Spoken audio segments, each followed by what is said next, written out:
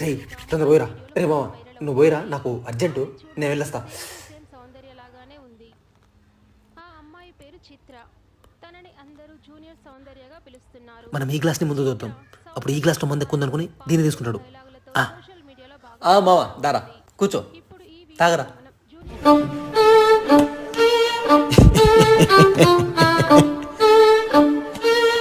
1 second. అలాగే మా ఛానల్ని కూడా సబ్స్క్రైబ్ చేసుకోండి. Thanks for watching. సిట్టింగ్లో ఎప్పుడు మీరే ఎందుకు ఎక్కువ తాగుతారు తెలుసా?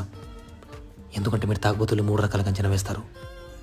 కొత్తగా తాగేవాడు, తాగుబోతు, పచ్చి తాగుబోతు, అంటే నాలాంటి వాడు. ముందుగా కొత్తగా తాగేవాడు.